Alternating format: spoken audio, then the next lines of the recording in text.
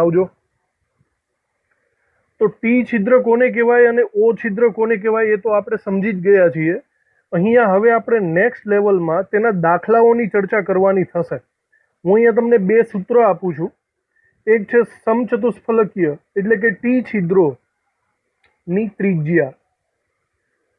T છિદ્રોની ત્રિજ્યાને દાખલા તરીકે આપણે આર ટી એવું નામ આપી દઈએ, બરાબર, રેડિયસ ઓફ ટેટ્રાહેડ્રલ। તો એનું સૂત્ર કંઈક આવું થાય છે 0.225 કેપિટલ આર, જ્યાં કેપિટલ આર એટલે કે પરમાણુની અથવા તો ગોળાની ત્રિજ્યા। આખા ગોળાની કમ્પેરમાં ટેટ્રાહેડ્રલની ત્રિજ્યા આટલા ભાગની થાય, એનો મતલબ એવો થશે, બરાબર, આટલું નાનું છિદ્ર હોય છે। આવી જ રીતે આપણે ઓ છિદ્રોની ત્રિજ્યા પણ લખી શકીએ। ઓ છિદ્રોની ત્રિજ્યા, ઓ છિદ્રોની ત્રિજ્યાને આપણે નામ આપશું ઓક્ટાહેડ્રલ રેડિયસ એટલે કે આર ઓ, બરાબર, અને એનું સૂત્ર થાય છે આર ઓ બરાબર 0.414 કેપિટલ આર। તો આપણી પાસે આ બે સૂત્ર આવી ચૂક્યા છે, બરાબર, અને આ બે સૂત્રને તમારે યાદ રાખવાના થશે અને એના દાખલાઓ આવશે, બરાબર। બીજી રીતે સમજીએ તો આપણે આની સાબિતી પણ મેળવશું કે આ સૂત્ર એકચ્યુઅલી આવ્યા ક્યાંથી, બરાબર, એનાથી આ સૂત્ર આપણને યાદ રાખવામાં વધારે સરળતા રહેશે। તો આ બે સૂત્રોની ડિસ્કશન આપણે કરવાના છીએ। સાથે સાથે તમે એ વસ્તુ પણ અહીંયા લખી નાખો કે જ્યાં કેપિટલ આર કોણ છે, કેપિટલ આર એટલે કે ગોળા અથવા તો પરમાણુની ત્રિજ્યા છે। આ બે સૂત્ર વિશે થોડીક બીજી ડિસ્કશન પણ કરી લઈએ, બરાબર, જે આપણી નોટબુકમાં નોંધ કરશું તો વધારે સારું રહેશે। બીજી અમુક ડિસ્કશનમાં લખતા જઈએ કે જો આયનીય સંયોજનો હોય, જો આપણી પાસે આયનીય સંયોજનો હોય તો કદમાં મોટા, તમને યાદ હશે કદમાં મોટા તો કોણ હોય, હંમેશા ઋણ આયનો જ હોય।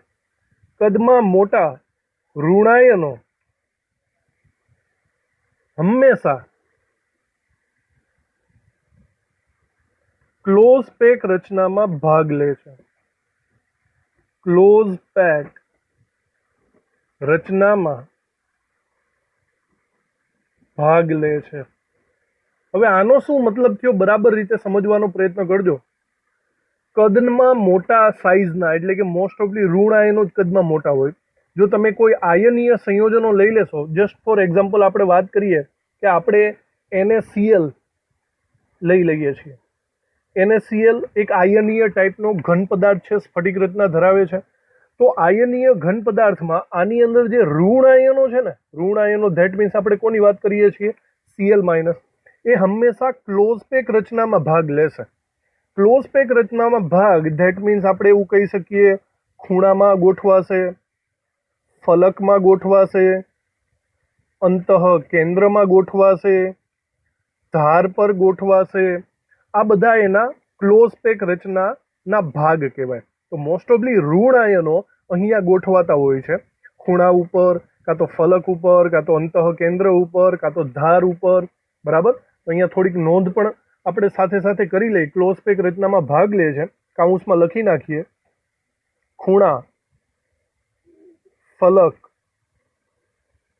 અંતઃ કેન્દ્ર, ધાર પર ગોઠવાય, ધાર પર ગોઠવાય, એનો મતલબ એમ થયો। તો સિમ્પલ વાત એમ કહે છે કે કોઈ પણ આયનીય પદાર્થ હોય તો ઋણ આયનો તો અહીંયા ગોઠવાશે।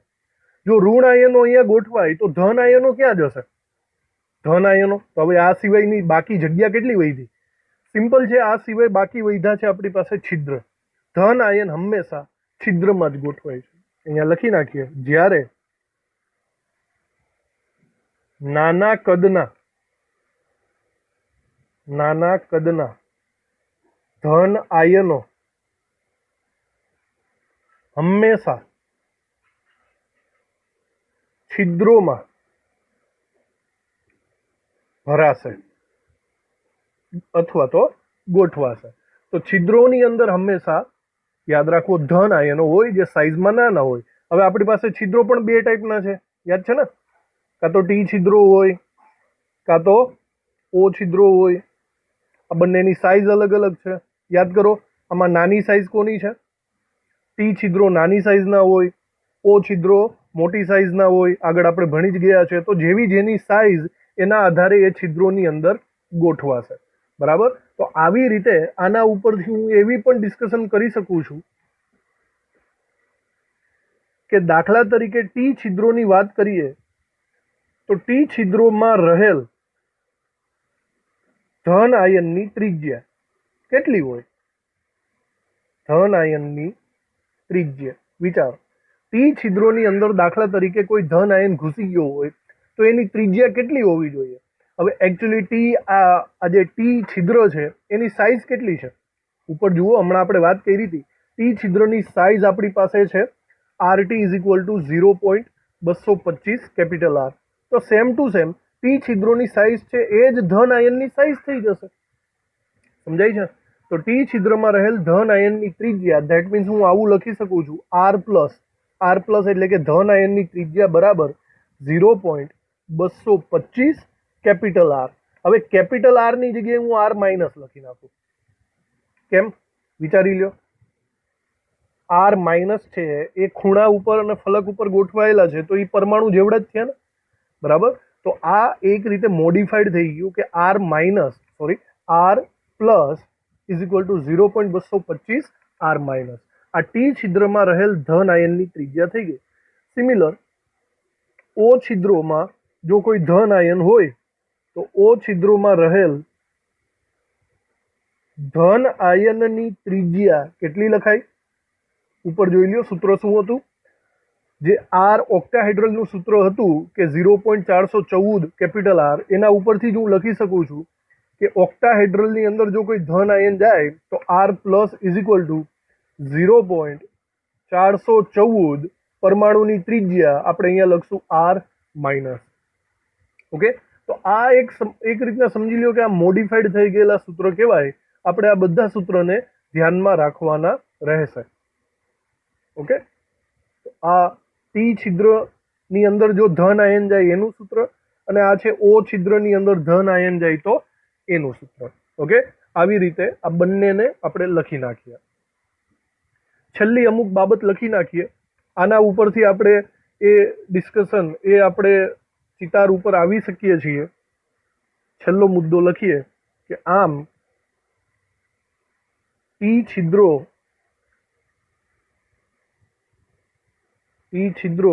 એ ઓ છિદ્રોની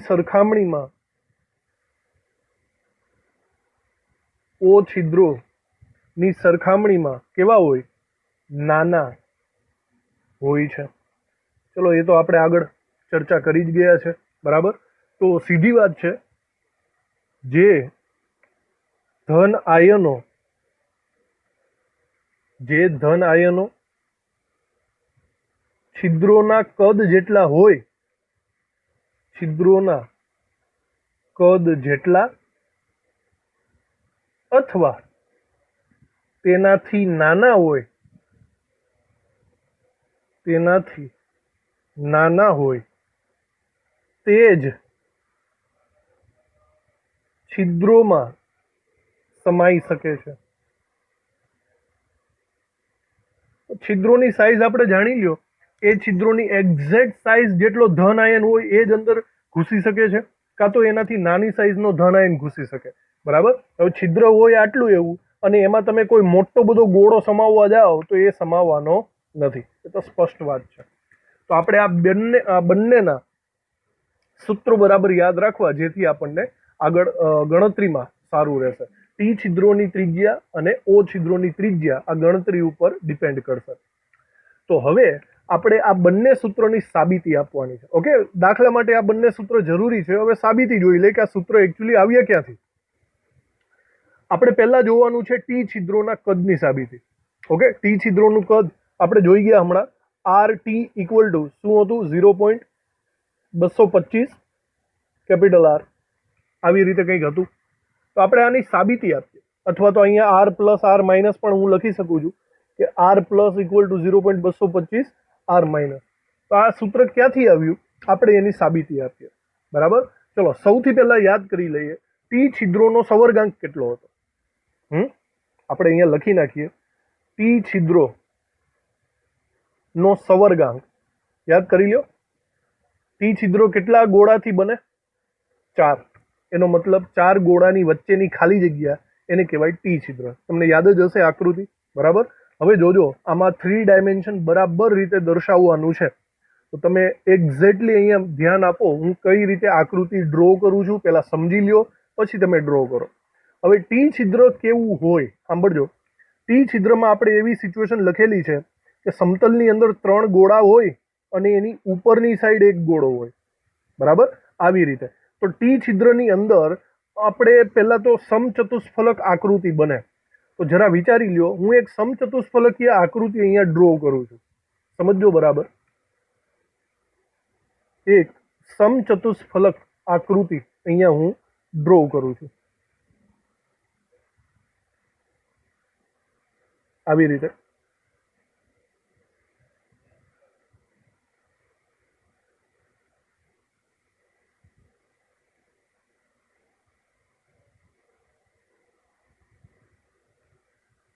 થ્રી ડાયમેન્શન સમચતુષ્ફલકીય રચના, આપણે આને જાણીએ જ છીએ. બરાબર, હવે એવું વિચારો આનો મતલબ શું થયો. જોજો, હું છિદ્રના અનુસંધાનમાં જો હું વાત કરતો હોઉં ને, આનો મતલબ એમ થયો કે છિદ્ર અહીંયા છે. છિદ્રમાં જે ધન આયનનો ગોળો હોય ને, એ ધન આયનનો ગોળો અહીંયા છે. બરાબર, મતલબ આ ખાલી જગ્યા છે. આની આજુબાજુ તમે વિચારો તો આ સમતલના 3 ગોળાઓ હશે. સમજાય છે? અને એની ઉપર એક ગોળો હશે. એને 4ની વચ્ચે જે ખાલી જગ્યા છે આને આપણે નામ આપશું ત્રિજ્યા. તમને જો સમજ પડી હોય તો આવી રીતે. આનો મતલબ એમ છે 4 ગોળાઓ આજુબાજુ અને વચ્ચેની જે, મતલબ સમજો છો, આ નેગેટિવ, આ ઋણ આયન છે, આ ઋણ આયન છે, આ ઋણ આયન અને આ ઋણ આયન. અને જે વચ્ચે આવેલો છે એ કેવો થશે? વચ્ચે આવેલો છે તે આ ધન આયન થશે. સમજો છો? જે ખાલી જગ્યા છે છિદ્ર, એની અંદર ધન આયન ગોઠવાયેલો હોય આવી રીતે. હવે આ જ આકૃતિને સાંભળજો, હું બીજી રીતે દોરું છું. આ જ આકૃતિને હું બીજી રીતે દોરું. હવે તમે એવું સમજો કે 4 ગોળાઓ વચ્ચેની ખાલી જગ્યા છે. તમે એકચ્યુઅલી આને જો પ્લેનર ગોળા તરીકે ધારી લ્યો, એકદમ પ્લેનર ગોળા તરીકે આવી રીતે, તો આ વચ્ચેની ખાલી જગ્યા થઈ ગઈ કે નહીં? એનો મતલબ આ ઋણાયન ઋણાયન ઋણાયન ઋણાયન અને આ કેવો થઈ જાય છે હવે? ધનાયન. સમજાય છે વાતમાં બરાબર? તો આ બંને સિચ્યુએશન, આ બે ઇમેજિનેશન ઉપરથી આપણે બધી ગણતરીઓ કરવાની રહેશે. તમને આ સમજાઈ ગયું હશે? બરાબર. હવે જુઓ, દોરવાનું છે કેટલું, તમારે દોરવાનું ઓછું થશે, સમજવાનું વધારે છે. ઓકે, આપણે આ આકૃતિ ફરીથી દોરીએ.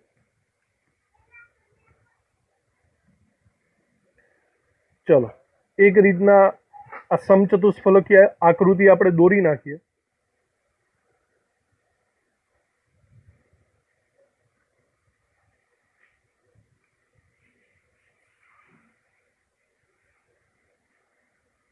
બરાબર, આવી રીતે સમચતુષ્ફલકીય આકૃતિ દોરી અને મિડલ પોઈન્ટમાં એવું સમજી લ્યો કે એક ગોળો છે.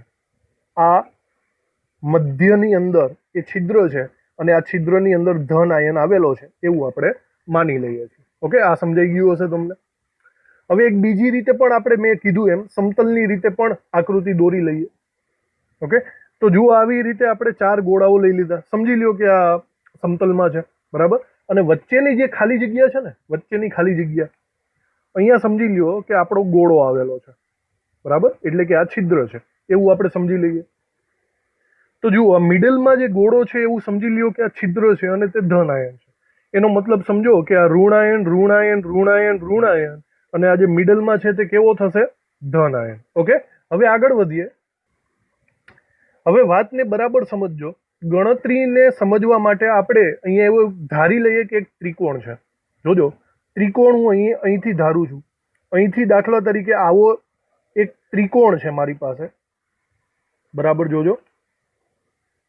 ઓકે, તમે સમજી શકો છો. આ 3 ડાયમેન્શનનો આવો ત્રિકોણ છે, બરાબર. તો આ ત્રિકોણને આપણે એક નામ આપી દઈએ. આ ત્રિકોણને આપણે અહીંયા નામ આપીએ. દાખલા તરીકે ઉપરનો જે બિંદુ છે આપણે એને એ નામ આપીએ, આને બી નામ આપીએ અને આને સી નામ આપીએ. સમજો છો? સિમિલરલી જો આ જ આકૃતિને અનુરૂપ મારે અહીંયા આકૃતિ દોરવી હોય, બરાબર, ત્રિકોણ દોરવો હોય, જો આ બંને આકૃતિને આપણે લેવલ ટુ લેવલ સાથે લઈને રાખીએ તો બોલો એ ક્યાં આવે? તમે સમજો છો? એ અહીંયા આવશે, બરાબર. આ આકૃતિને થોડીક મોટી કરીએ તો વધારે સારું પડશે, તમને સમજાઈ જશે. પછી આપણે એને નાની કરી નાખશું, બરાબર. ચાલો, આવી રીતે છે. તો જરા વિચારો, આ એ બિંદુ થઈ ગયું. અહીંથી હું ત્રિકોણ દોરીશ. ત્રિકોણ દોરું તો આવી રીતના આનું સેન્ટર ઉપર આવશે, પછી આના સેન્ટર ઉપર આવશે અને આવી રીતે થઈ જશે. સમજો છો? બિંદુઓની જો વાત કરીએ તો ઉપરની અંદર તમે જે બિંદુ મૂક્યા હતા એ જ રીતના બિંદુ મૂકો. જો આ એ બિંદુ થશે, જોજો બરાબર. અહીંયા બી બિંદુ થશે અને આ સી બિંદુ થશે. ઉપરની આકૃતિ 3 ડાયમેન્શન વાળી છે અને નીચેની આકૃતિ પ્લેનર છે, બરાબર. બંનેમાં સરખું સરખું લેવલ ટુ લેવલ જાય છે. ક્લિયર? તો આવી રીતે આપણે ત્રિકોણ પાડી દીધા. હવે વિચારો, આ સમચતુષ્ફલકીય આકૃતિ છે તો આની અંદર મારે બંધકોણ લખવો હોય તો હું કેટલો લખી શકું? વિચારો, આ જે સમચતુષ્ફલકીય આકૃતિ છે આની અંદર બંધકોણ કેટલો થાય? જો હું આ બંધકોણની વાત કરું તો 109 ડિગ્રી 28 મિનિટ થાય. યાદ કરી લ્યો, sp3 સંકરણ, સમચતુષ્ફલકીય આકાર, રાઈટ. તો આ જે બંધકોણ આખો થશે એ થશે 109 ડિગ્રી 28 મિનિટ. ઓકે, હવે વાતને સમજો. આવી જ રીતના સેમ ટુ સેમ આ બંધકોણ પણ 109 ડિગ્રી 28 મિનિટનો થશે. સમજાય છે? ચલો, આ પણ સેમ ટુ સેમ એ જ રીતના થશે. હવે આપણે એક કામ કરીએ, આ જે ત્રિકોણ છે ને એને લંબ દ્વિભાજક દોરીએ. સમજો, યાદ કરો થોડું, લંબ દ્વિભાજક કેવી રીતે દોરી શકાય. લંબ દ્વિભાજક જો મારે દોરવો હોય તો આ ત્રિકોણના એક્ઝેક્ટ આ ખૂણાથી હું આ ખૂણાના એક્ઝેક્ટ 2 ભાગ પાડી દઉં. જોજો, આવી રીતે હું આવા 2 ભાગ પાડી શકું છું, આજથી અહીંયા સુધીનું, બરાબર. આને હું લંબ દ્વિભાજક કહીશ. અને આ જે લંબ દ્વિભાજક છે એના કારણે મને એક બીજો ત્રિકોણ મળ્યો, કાટકોણ ત્રિકોણ. તમને સમજાતું હશે? આ ગ્રીન કલરનો જે ત્રિકોણ છે એ કાટકોણ ત્રિકોણ થઈ ગયો અને એને આપણે આ બિંદુને કંઈક નામ આપી દઈએ આપણે ડી, બરાબર. જો લંબ દ્વિભાજક છે તો આ ખૂણો કેટલો થાય? જો આખો ખૂણો કેટલો હતો? 109 ડિગ્રી 28 મિનિટનો. અને જો હું અડધા ખૂણાની વાત કરું તો એ 109 ડિગ્રી 28 મિનિટનો અડધો થઈ જશે. હવે અડધો એટલે કેટલો થાય? ગણતરી કરો. 109 ડિગ્રી 28 મિનિટના અડધા એટલે કે મને મળશે 54 ડિગ્રી 44 મિનિટ, કંઈક આટલો મળશે. તો બરાબર રીતના જોજો, આવી રીતે તમે અડધો ત્રિકોણ કર્યો ઉપરની 3 ડાયમેન્શન આકૃતિમાં. હવે જો નીચેની પ્લેનર આકૃતિમાં પણ મારે કંઈક અડધું કરવું પડે. જો હું અડધું કરું તો એક્ઝેક્ટ આવું થશે. વિચારી લ્યો, આ ગ્રીન ત્રિકોણ જે છે એ અડધો થઈ ગયો કહેવાય. આપણે બિંદુને શું નામ આપ્યું છે? આપણે બિંદુને નામ આપ્યું છે ડી બિંદુ. તો આ થઈ ગયું આપણું ડી બિંદુ, બરાબર. જેની અંદર આ કાટકોણ ત્રિકોણ થઈ ગયો કહેવાય, કાટકોણ ત્રિકોણ. અને આ જે બંધકોણ છે, આ બંધકોણ, એ બંધકોણ થશે, ક્યાંક લખી નાખીએ આપણે, અહીંયા આ બાજુ લખી નાખીએ. આ બંધકોણ થશે 54 ડિગ્રી 44 મિનિટનો. ઓકે, તો આવી રીતના હવે તમને સમજાઈ ગયું હશે. હવે આગળ વધીએ. આ જેટલી વસ્તુ લખી આપણે સમજાવી એટલી પહેલા અહીંયા જરાક લખી નાખીએ. જો સ્ટેપ બાય સ્ટેપ ફરીથી રિવાઇઝ થશે. આપણે જે આકૃતિ બનાવેલી છે એની વાત કરીએ. આકૃતિમાં આ બંને આકૃતિમાં કમ્પેરેટિવલી એક સાથે જ બોલીએ છીએ. આકૃતિમાં ત્રિકોણ ADB જોઈ લ્યો તો, ત્રિકોણ ADB સમજાય છે? જે લંબ દ્વિભાજક કરેલો છે ત્યાંથી જ વાત કરીએ. ADB કાટકોણ ત્રિકોણ છે, કાટકોણ ત્રિકોણ છે, બરાબર. હવે એની અંદર જુઓ માપ ખૂણો BAC કેટલો થાય? માપ ખૂણો BAC આખે આખો લેવા જાઓ તો 109 ડિગ્રી 28 મિનિટનો થશે, રાઈટ? હવે એનો અડધો કરી નાખો. અડધો એટલે કે આપણે એવું લખી શકીએ BAD, અહીંયા સુધીનો BAD માટે માપ ખૂણો BAD થશે 109 ડિગ્રી 28 મિનિટનો અડધો, 1/2. જો આ બંનેને અડધા કરશો, બરાબર જોજો, અડધો તમારે 60 ડિગ્રી પ્રમાણે કરવાનો છે, હા, કેલ્ક્યુલેટરમાં નહીં. અહીંયા 28 1 ડિગ્રી બરાબર 60 મિનિટ થાય, એવી રીતે સરખી રીતે કરો તો તમને અહીંયા આન્સર મળશે 54.44 ડિગ્રી અથવા તો 54 ડિગ્રી 44 મિનિટ, એવું પણ તમે કહી શકશો. આવી રીતે થઈ જશે માપ ખૂણો BAD. હવે આપણે સિસ્ટમને આગળ વધારીએ, બરાબર જોજો. આપણે R પ્લસ અને R માઇનસ આપણે એકચ્યુઅલી સાબિત શું કરવાનું છે ભાઈ? આપણે આ સાબિત કરવાનું છે, R પ્લસ અને R માઇનસ વચ્ચેનો સંબંધ સાબિત કરવાનો છે. તો જુઓ બરાબર, આની અંદર આકૃતિમાં R પ્લસ અને R માઇનસ ક્યાં ક્યાં છે? શાંતિથી જોજો, હું આ આકૃતિને વધારે ઝૂમ કરીને બતાવું છું. આપણે આ ત્રિકોણની ચર્ચા કરીએ છીએ, બરાબર જોજો. આ જે આકૃતિ છે ને એની અંદર જુઓ, આ AB દેખાય છે, A અને B. તો A અને B માં અહીંથી લઈને અહીંયા સુધી આ તો ધન આયન કહેવાય ને, તો આને હું R પ્લસ બોલી શકું.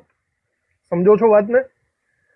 ત્યારબાદ આ B અને આ ડોટ સુધીનું અંતર, B અને આ ડોટ સુધીનું અંતર, આને હું શું બોલી શકું છું? R માઇનસ બોલી શકું છું. ક્લિયર? બોલો, B અને D વચ્ચેના અંતરને કેટલું કહીશો તમે? B અને D એ R માઇનસ કહેવાય, કારણ કે ઋણ આયનની ત્રિજ્યા છે. Okay, perfectly. અને વિચારો, આ ઊભી લાઈન છે એને શું કહેશું? જો તમે ઊભી લાઈનને ધ્યાનમાં રાખશો તો એ પણ શું થશે? આ R માઇનસ સુધીનું અંતર અને ત્યારબાદ R પ્લસ, એટલે એકચ્યુઅલી ઊભી લાઈનને તો કહેવાનું આપણે કંઈક વ્યર્થ જ જાય. આ બંને લાઈનને વિચારો તો હું અહીંયા પોસિબલી એવું બોલી શકું છું, AB બરાબર R પ્લસ વત્તા R માઇનસ અને BD બરાબર R માઇનસ. સમજો છો? આપણી પાસે ખૂણો આ છે, તો જરા વિચારી લ્યો, તમે આ ખૂણાને કમ્ફર્ટેબલી જો ધ્યાનમાં લેશો, આ ખૂણાને ધ્યાનમાં લેશો તો હું એમ કહી શકું સામેની બાજુ, આ ખૂણાની સામેની બાજુ અને કર્ણ. તો સામેની બાજુ અને કર્ણ એટલે સાઇન થીટા હું લઈ શકું છું. ખબર પડી તમને મેથેમેટિકલ સ્ટેપમાં?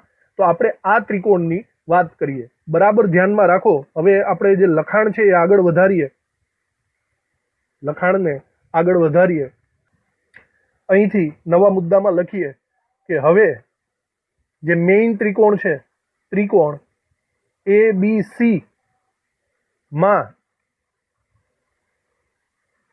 ત્રિકોણ ABC માં, સોરી, ત્રિકોણ ABC નહીં લેવો પડે, ત્રિકોણ ABD લેવો પડે. વિચારજો, A, B અને D જે આપણે હમણાં ચર્ચા કરી, ત્રિકોણ ABD માં આપણી પાસે ખૂણો અવેલેબલ છે A. તો હું અહીંયા લખી શકું sine A. Sine A that means શું થશે? Sine 54 degree 44 minute. Okay, sine A બરાબર સામેની બાજુ છેદમાં કર્ણ થાય, સામેની બાજુ છેદમાં કર્ણ. હવે વિચારો, સામેની બાજુ એટલે કોણ થશે? BD. કર્ણ એટલે AB થાય. તો આવી રીતે હજી થોડુંક કરીએ. સાઇન A નો ખૂણો તો આપણે એવું લખી શકીએ, માટે સાઇન 54 ડિગ્રી 44 મિનિટ બરાબર, એના બરાબર હું લખી શકું છું BD. ચલો હવે જોજો, BD બરાબર શું આપણે હમણાં જોયું? R માઇનસ ના છેદમાં AB બરાબર આપણે શું જોયું? R માઇનસ વત્તા R પ્લસ, બંનેનો સરવાળો. તો આ ગણતરીને હજી આગળ વધારીએ. સાઇન 54 ડિગ્રી 44 મિનિટ બરાબર, એ આપણે લોગ ટેબલની અંદર જોઈ શકીએ છીએ. સાઇન 54 ડિગ્રી 44 મિનિટ અથવા તો કેલ્ક્યુલેટરની અંદર જો તમે ગણતરી કરી લો તો તમને આની વેલ્યુ મળશે 0.8164. કેલ્ક્યુલેટરમાં પણ તમે ગણતરી કરી શકો છો. 0.8164 બરાબર R માઇનસ ના છેદમાં R માઇનસ વત્તા R પ્લસ. તો બસ હવે સિમ્પલી ગણતરી જ છે. તમે આ R માઇનસ અને R પ્લસને આ બાજુ ગુણાકારમાં લાવી દો. ગણતરી આગળ વધારીએ.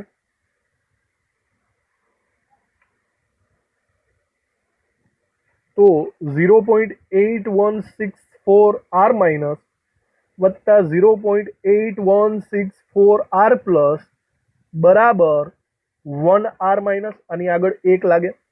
આ r માઇનસ નું જે સ્ટેપ છે તેને પહેલી સાઈડ લઈ જાઓ તો એ બાદબાકીમાં આવી જશે. તો 1 માંથી 0.8164 બાદ કરો, આ સાઈડ વધશે આ સ્ટેપ, તો 0.8164 r પ્લસ બરાબર આ બાજુ 1 માંથી માઇનસ કરો તો તમને મળશે 0.1836 r માઇનસ. આવી રીતે કર્યા બાદ હવે તમે આ 0.8164 એને લઈ જાઓ આ બાજુ, એટલે કે છેદમાં આવી જશે.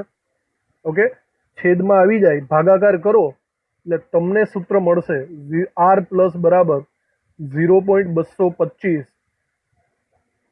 r minus. ઓકે, તો આ આપણે જે જોતું હતું તે ફાઇનલી સૂત્ર આપણને મળી ગયું.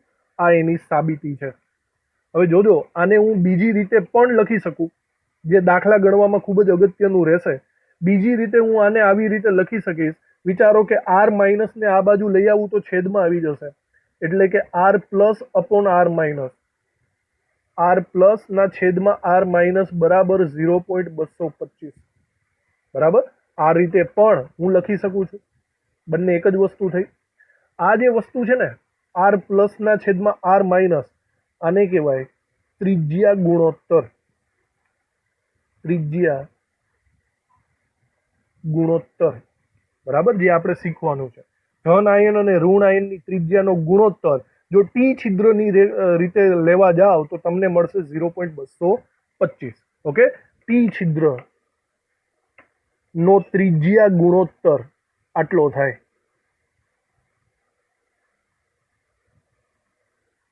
આવી રીતે પણ એમસીક્યુ આવશે. અથવા તો તમે એવું પણ કહી શકો કે સવર્ગાંક 4 હોય, સવર્ગાંક 4 નો ત્રિજ્યા ગુણોત્તર. એક જ વસ્તુ થઈ ને. ટી છિદ્રનો સવર્ગાંક કેટલો હોય? 4. તો આ બંને અગત્યનું છે. ટી છિદ્રનો ત્રિજ્યા ગુણોત્તર અને સવર્ગાંક 4 ધરાવતો હોય એનો ત્રિજ્યા ગુણોત્તર. સૂત્ર બરાબર યાદ રાખજો, r plus upon r minus બરાબર 0.225. આપણે એની સાબિતી આવી રીતે આપેલી છે. બરાબર, બરાબર આકૃતિને ડ્રો કરીને સમજવાનો પ્રયત્ન કરી લેજો. આ થઈ ગયું આપણી ફર્સ્ટ સાબિતી, ટી છિદ્રોના કદની સાબિતી. હવે આગળ વધીએ. ત્યારબાદ આવશે અષ્ટફલકીય છિદ્રોના કદની સાબિતી. ચલો, તમને યાદ હશે અષ્ટફલકીય છિદ્રોના કદની સાબિતી. એકચ્યુઅલી આપણે સૂત્ર કયું સાબિત કરવાનું છે? તો આપણે સૂત્ર સાબિત કરવાનું છે r પ્લસ બરાબર 0.414 r માઇનસ. ઓકે, આગળ જે રીતે કીધું છે તો તમારે આ સૂત્રને સાબિત કરવાનું છે. અથવા તો વિચારી લો, ત્રિજ્યા ગુણોત્તરની રીતે શું લખી શકો? r plus upon r minus બરાબર 0.414. આ પણ થયું ને. તો એક રીતના આ જે વસ્તુ છે, આ મેઇન ફોકસ આના ઉપર જ રાખજો. આને કહેવાય ઓ છિદ્રોનો ત્રિજ્યા ગુણોત્તર, અથવા તો યાદ કરો આનો સવર્ગાંક કેટલો થાય? ઓ છિદ્રોનો સવર્ગાંક કેટલો થાય? કેટલા ગોળાઓ હોય? 6. તો આને સવર્ગાંક 6 નો ત્રિજ્યા ગુણોત્તર પણ કહી શકાય. ઓકે, તો હવે આપણે આની સાબિતી આપવાની છે. ચલો, વાતને આગળ વધારીએ. આની સાબિતી કઈ રીતે આપશું? તો સૌથી પહેલા તો યાદ કરી લો ઓ છિદ્રોના કદની સાબિતી. ઓ છિદ્રો કેટલા ગોળાઓથી બનેલા હોય? 6 ગોળા. જરા યાદ કરી લો, આગળના લેક્ચરમાં ઓ છિદ્રોને તમારે જોવા હોય તો 2 અલગ અલગ એંગલથી જોઈ શકો છો.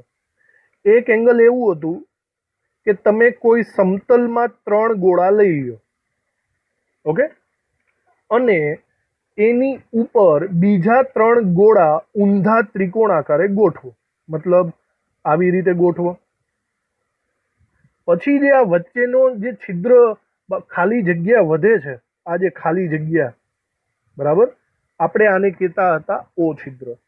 તો ઉપર 3 નીચે 3 ગોળા એવી રીતે. અથવા તો તમને યાદ હશે બીજું એક એંગલ પણ હતું. એમાં એવું હતું કે સૌથી પહેલા નીચેની સાઈડ એક ગોળો રાખવાનો, એની ઉપર 4 ગોળા રાખવાના અને એની પણ ઉપર એક ગોળો રાખવાનો. આવી રીતે પણ 6 ગોળા થઈ જતા. બરાબર, એનો મતલબ એમ થયો નીચે એક ગોળો આવશે, એની એક્ઝેક્ટ ઉપર આવી રીતના ગોળો ગોઠવાઈ જશે, 4 ગોળા, અને એની પણ ઉપર બીજો એક ગોળો ગોઠવાઈ જશે. સમજાણું વાતમાં? તો આવી સિસ્ટમથી પણ ઓ છિદ્રો આપણે જોયેલા જ છે, આ બધાની ચર્ચા કરી ચૂક્યા છીએ. તો આપણે મેઇનલી આને ધ્યાનમાં રાખવાનું છે, આને. ઓકે, તો એની જ વાત કરીએ. અહીંયા હું સાઈડમાં લખી પણ નાખું છું, બરાબર, કે ઓ છિદ્રો કેવી રીતે થાય. તો હું અહીંયા સિમ્પલી અહીંયા એવી રીતના લખી શકું છું કે એક ગોળો ઉપર, 4 ગોળા સમતલમાં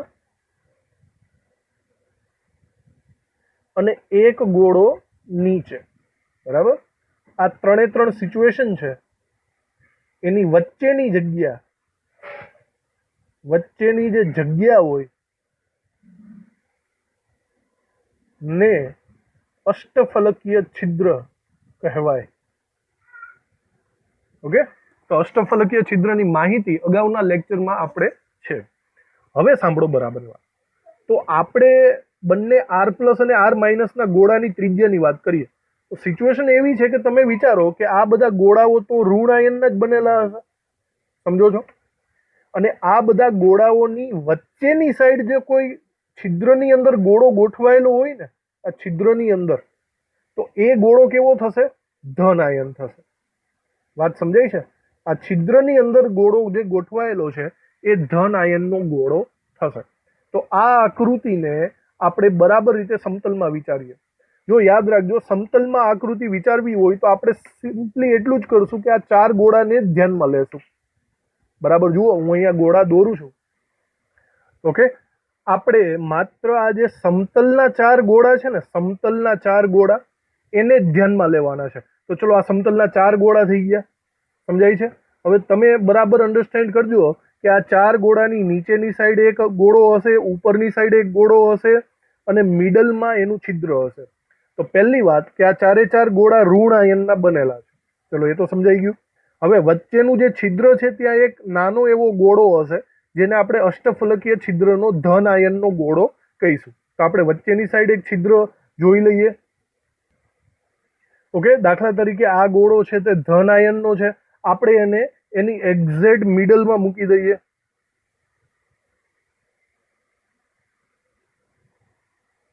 ચલો, તો આવી સિચ્યુએશન થઈ ગઈ. અને આ ગોળો કેવો છે? ધન આયનનો છે. તો આપણે આ એક રીતના સમતલીય રચના લઈ લીધી. હવે બરાબર જોઈ લો. હવે આપણે આને બરાબર સમજવું છે ગણતરી પૂર્વક, R પ્લસ અને R માઇનસ. તો આપણે આને કંઈક ત્રિકોણમાં વિભાજિત કરી લઈએ. દાખલા તરીકે આપણે ત્રિકોણમાં વિભાજિત કરીએ. આપણે શું કરશું? અહીંયા એક ત્રિકોણ રચીએ. જોજો, આ બધા એના કેન્દ્ર છે, ગોળાઓના કેન્દ્ર. આ ગોળાઓના કેન્દ્ર થઈ ગયા. તો આપણે અહીંયા એક ત્રિકોણ ઊભો રચી શકીએ છીએ. બરાબર જોજો, આવી રીતે થાય કે નહીં? આ ત્રિકોણ રચો કહેવાય. સમજાય છે? તો આ એક ત્રિકોણ રચો. ચલો, એને કંઈક નામ આપી દઈએ. આ ત્રિકોણનું નામ આપણે પાડીએ એ. આ એ બિંદુ છે, આ બી બિંદુ છે, અને આ સી બિંદુ છે. અને તમે જોઈ શકો છો આ કાટકોણ ત્રિકોણ થઈ ગયો કે ભાઈ? બરાબર ને? આ કાટકોણ ત્રિકોણ થઈ ગયો. હવે તમારી પાસે કોઈ પણ એક ખૂણો હોવો જોઈએ. હવે ઓબ્વિયસલી આ સીધો કાટકોણ ત્રિકોણ છે, તો હું એમ કહી શકું આ ખૂણો 45 ડિગ્રીનો થાય. સમજો છો? આ જે સી ખૂણો છે એ કેટલા ડિગ્રીનો થશે? 45 ડિગ્રીનો ખૂણો થશે. બરાબર, આવી રીતના થઈ ગયું. હવે આપણે R પ્લસ અને R માઇનસ જોતું છે. તો બરાબર જુઓ, હું હજી ઝૂમ કરીને આકૃતિ તમને બતાવું છું. આપણે આમાં R પ્લસ અને R માઇનસ બરાબર રીતે જોવા પડશે. બરાબર, તો સૌથી પહેલા વિચારો, હું આ પોઈન્ટની વાત કરું, બી અને સી પોઈન્ટની વાત. ઓકે, તમે કોઈ પણ પોઈન્ટ લઈ શકો છો. અહીંયા બધું સરખું જ થશે. હું એમ પૂછું, બી અને સી વચ્ચેનું અંતર કેટલું થાય? તો તમે વિચારો, બી અને અહીંયા સુધીનું અંતર હું R માઇનસ બોલી શકું. ઋણ ગોળા છે. અને સેમ ટુ સેમ આ ગોળાથી અહીંયા સુધીનું અંતર પણ R માઇનસ થાય. બે ઋણ ગોળાઓની ત્રિજ્યા થઈ ગઈ R માઇનસ R માઇનસ. અને હવે એના કર્ણની વાત કરીએ. તો વિચારો, કર્ણમાં આ પોઈન્ટથી અહીંયા સુધીનું અંતર, તો આ થઈ ગઈ ઋણ આયનની ત્રિજ્યા R માઇનસ. બરાબર, R minus. Same to same વિચારો, અહીંથી એ બિંદુથી અહીંયા સુધીનું અંતર, આ પણ ઋણ ગોળો છે તો આ પણ થશે આર માઇનસ. ઓકે, બીજું વિચારો, વચ્ચે કોણ છે? વચ્ચે ધન આયન છે. હવે ધન આયનનું અહીંથી અહીંયા સુધીનું અંતર આર પ્લસ કહેવાય, અને સિમિલર અહીંથી અહીંયા સુધીનું અંતર પણ આર પ્લસ કહેવાય. ઓવરઓલ હું એમ કહું કે કર્ણ કેટલો થયો, તો કર્ણની જે સાઇઝ મળી મને, એ મને મળે છે 2 ટાઈમ્સ આર પ્લસ વત્તા 2 ટાઈમ્સ આર માઇનસ. સમજાય છે? કર્ણ તમને આટલો મળે છે. અને જે બીસી છે, બીસી, આ બીસીનું અંતર મને કેટલું મળશે? 2r minus. ઓકે, તો આવી રીતના આ એવી સિચ્યુએશન થઈ ગઈ આપણી પાસે. આપણે આ બે બાજુઓનો ઉપયોગ કરશું. જો તમે આ ખૂણાને ધ્યાનમાં લેશો તો વિચારી લ્યો, આ થશે પાસેની બાજુ અને પેલો થશે કર્ણ. જો પાસેની બાજુ અને કર્ણ, તો અહીંયા કોસ થીટા આપણે લેવો પડે, અને આ છે કોસ 45 ડિગ્રી. સમજાઈ ગયું? તો આપણે આ વસ્તુને બરાબર રીતે લખી નાખીએ. ઓકે, તો આ સિચ્યુએશન જે મેં હમણાં કીધી, બરાબર, આને આપણે લખીએ કે અહીં ત્રિકોણ ABC કાટકોણ ત્રિકોણ છે, કાટકોણ ત્રિકોણ છે, બરાબર. હવે આ કાટકોણ ત્રિકોણમાં આપણે ખૂણા C ને ધ્યાનમાં લઈએ, જે 45 ડિગ્રીનો છે. તો ખૂણા C ને ધ્યાનમાં લઈએ તો કોસ C બરાબર થશે અહીંયા પાસેની બાજુ છેદમાં કર્ણ. પાસેની બાજુ મને મળે છે BC, છેદમાં કર્ણ છે AC. સમજાય છે? પાસેની બાજુ BC, કર્ણ AC. હવે આને બરાબર રીતે લખીએ તો કોસ 45 ડિગ્રી બરાબર શું મળશે? BC. BC ની જગ્યાએ મારે લખવું પડે 2r માઇનસ. જોઈ લો, મેં હમણાં સમજાવ્યું. અને AC ની જગ્યાએ મારે લખવું પડે 2r માઇનસ વત્તા 2r પ્લસ. તો સિચ્યુએશન આવી છે. ચલો હજી આગળ વધીએ. Cos 45 degree. હવે આ તો મેથેમેટિકલ સ્ટેપમાં જ આવી જાય છે. કોસ 45 ડિગ્રી એટલે તમે સિમ્પલી લખી શકો છો 1/√2. બીજું, ઉપર નીચેથી જો તમે બે સામાન્ય કાઢો 2r માઇનસ, અને જો નીચે છેદમાંથી તમે બે સામાન્ય કાઢશો તો તમને આવું મળશે. ઓવરઓલ ઉપર નીચેથી તમે બેને ઉડાડી શકો છો, બરાબર. અને ગણતરીને હજી જો આગળ વધારો તમે, તો આર માઇનસ વત્તા આર પ્લસ, આર માઇનસ વત્તા આર પ્લસ, અહીંયા અંશમાં આવી જશે, વર્ગમૂળમાં 2 પેલી સાઈડ જશે. વર્ગમૂળમાં 2 એટલે હું 1.41 લખી શકું. સમજાય છે? 1.41 આર માઇનસ. હવે તમે આર પ્લસ ને કરતા બનાવો, ધેટ મીન્સ આ આર માઇનસ 1 છે, એને પહેલી સાઈડ લઈ જાઓ તો બાદબાકી થશે. તો આવું વધે. આર પ્લસ બરાબર 1.41 માંથી 1 બાદ કરો એટલે કે 0.41 આવી ગયો, બરાબર. તો 0.41 આર માઇનસ આટલો આપણો જવાબ આવ્યો કહેવાય. 0.41 એટલે આપણે જે ગણતરી કરીએ છીએ 0.414 પણ લખી શકો છો, જે આપણે એકચ્યુઅલી સાબિત કરવાનું છે, બરાબર. આવી રીતે આપણું સૂત્ર અહીંયા સાબિત થઈ ગયું છે. R plus is equal to 0.414 R minus. અને આને જો ત્રિજ્યા ગુણોત્તરના સંદર્ભમાં લખો તો આપણે હમણાં લખ્યું જ છે, તો આપણે આવું લખી શકીએ, R plus upon R minus equal to 0.414, બરાબર. આને આપણે ત્રિજ્યા ગુણોત્તર તરીકે ઓળખીશું. કોનો ત્રિજ્યા ગુણોત્તર? તો અહીંયા એકચ્યુઅલી બે વસ્તુ લખી શકાય. ઓ છિદ્ર નો ત્રિજ્યા ગુણોત્તર, આ થશે, બરાબર. અથવા તો તમે એવું પણ બોલી શકો છો, ઓ છિદ્રનો સવર્ગાંક કેટલો હોય? 6. સવર્ગાંક 6 નો ત્રિજ્યા ગુણોત્તર,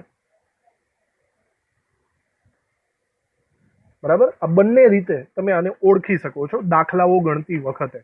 તો આવી રીતે આ ખૂબ જ ઇમ્પોર્ટન્ટ એવા આપણે બે સાબિતીઓ કમ્પ્લીટ કરી, બરાબર. ટી છિદ્રની સાબિતી અને ઓ છિદ્રની સાબિતી આકૃતિ સહિત તમારે દોરીને આ બધું યાદ રાખવાનું છે. આ તમારે MCQ, JEE અને નીટ પેટર્નના આવે છે, એની અંદર તમારે વારંવાર આનો યુઝ કરવાનો થશે, બરાબર. હવે એક નાની એવી વાત આગળ વધારી દઈએ, ત્યારબાદ આ લેક્ચર પૂર્ણ થશે. તો એ નાની એવી વાત છે ત્રિજ્યા ગુણોત્તર, જેના વિશે આપણે ઓલરેડી વાત કરી ચૂક્યા છીએ. ત્રિજ્યા ગુણોત્તર ઇમ્પોર્ટન્ટ શા માટે છે? ત્રિજ્યા ગુણોત્તર એ સ્થાયીતાના સંદર્ભમાં આપણે લઈ શકીએ. જેનો ત્રિજ્યા ગુણોત્તર વધારે હોય ને એની સ્થાયીતા વધારે હોય. અહીંયા જો એક વાક્ય લખી નાખીએ આપણે, બરાબર. આયનીય સંયોજનોની, બધા લખશે, આયનીય સંયોજનોની સ્થાયીતા માટે કોઈ પણ આયન તેનાથી વિરુદ્ધ વીજભારવાળા આયનથી વધુમાં વધુ સંખ્યામાં ઘેરાયેલ હોવો જોઈએ.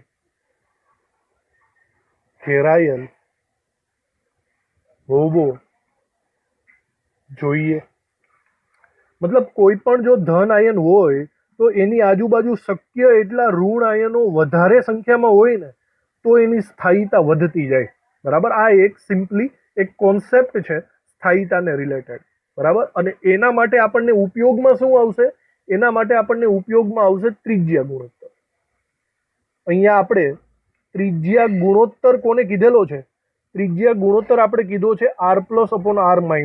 ધન આયનની ત્રિજ્યા અને ઋણ આયનની ત્રિજ્યાના ગુણોત્તર. બરાબર. હવે અહીંયા આપણે એક સિમ્પલી વાત એવી લખી શકીએ કે જેમ ત્રિજ્યા ગુણોત્તરનું મૂલ્ય વધુ,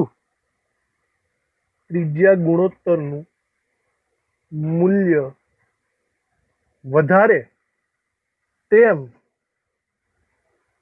R+ વધારે. વિચારો તમે, જો આખો રેશિયો વધારે કરતા હોય તો અંશ વધી જાય. અંશ વધે ધેટ મીન્સ ધન આયનની ત્રિજ્યા વધારે, અને ધન આયનની ત્રિજ્યા વધારે માટે સવર્ગાંક પણ વધારે. જુઓ બરાબર, તમે આ પ્રેક્ટિકલી પણ વિચારી શકો છો. તમે એવું વિચારો, મારી પાસે કોઈ ધન આયન છે એ નાનો છે, અને એક મારી પાસે ધન આયન છે એ સાઇઝમાં મોટો છે. બરાબર. તો જે નાની સાઇઝનો ધન આયન હશે ને એની આજુબાજુ સીમિત પ્રમાણમાં આયનો ઘેરાયેલા હોય. જ્યારે મોટી સાઇઝનો ધન આયન હોય ને તો એની આજુબાજુ ઘેરાવાવાળા વધી જાય. સમજો છો? સંખ્યા વધી જાય. તો જેમ R+ ની ત્રિજ્યા વધારે, એકચ્યુઅલી એનો સવર્ગાંક પણ કેવો થાય? વધારે થઈ જાય. બરાબર. આ એક સમજવાની વસ્તુ છે. નાનો હોય તો ઓછા હોય, મોટું હોય તો વધારે થઈ જાય. અને આ સવર્ગાંક વધારે મતલબ આજુબાજુ સંખ્યા વધારે, તો એકચ્યુઅલી શું કહી શકાય? સ્થાયીતા વધારે. તો ઇનડાયરેક્ટલી ત્રિજ્યા ગુણોત્તર જેનો વધારે હોય એની સ્થાયીતા પણ વધારે થશે. ઓકે, તો આ નોંધ આપણે કરી લઈએ. અને ફાઇનલી હું તમને એક કોષ્ટક આપું છું જે દાખલાઓ ગણવા માટે આપણે ઇમ્પોર્ટન્ટ રહેવાનું છે. આ કોષ્ટક જેવી રચના આપણે અહીંયા કરી નાખીએ. બરાબર. જેની અંદર આપણે 2 વસ્તુ ભણી ચૂક્યા છે.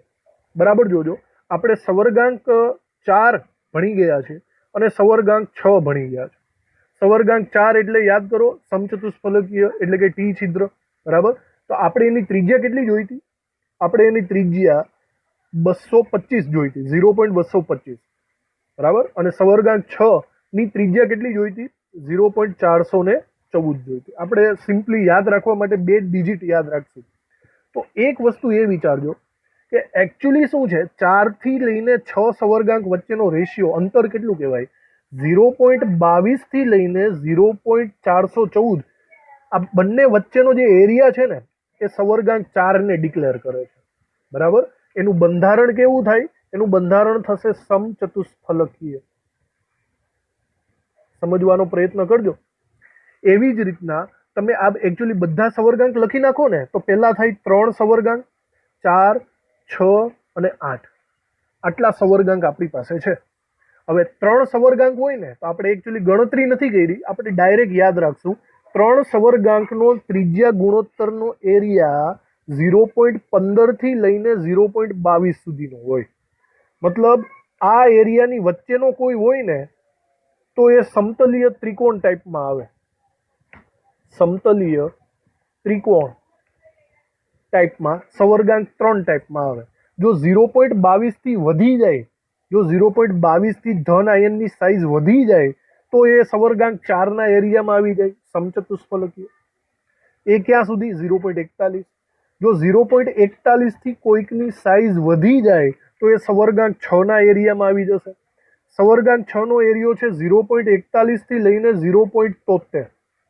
અને આને આપણે કહેતા હતા ઓ એટલે કે અષ્ટફલકીય છિદ્રો. યાદ છે ને? અષ્ટફલકીય છિદ્રો. જો કોઈ 0.73ના રેશિયાથી એ સાઇઝથી પણ વધી જાય તો એ સવર્ગાંક 8માં આવી જશે. સવર્ગાંક 8નો એરિયા છે 0.73 લઈને 1.01. અને યાદ કરો સવર્ગાંક 8નું બંધારણ કેવું હોય? યાદ કરો, સવર્ગાંક 8 બીસીસી. હવે આ તમને યાદ હોવું જોઈએ. અંતઃકેન્દ્રિત ઘન, ઉપર 4 ગોળા, નીચે 4 ગોળા અને વચ્ચે અંતઃકેન્દ્ર, એનો સવર્ગાંક થઈ ગયો 8. આવી રીતે આ કોષ્ટક યાદ રાખજો. તમારે આની અંદરથી આ ત્રિજ્યા ગુણોત્તરની જે વેલ્યુ છે એ વારંવાર પૂછાવાની છે. આગળ જતા દાખલા પણ આપણે આના ગણવાના છે. ઓકે, તો આ બધું અગત્યની વસ્તુઓ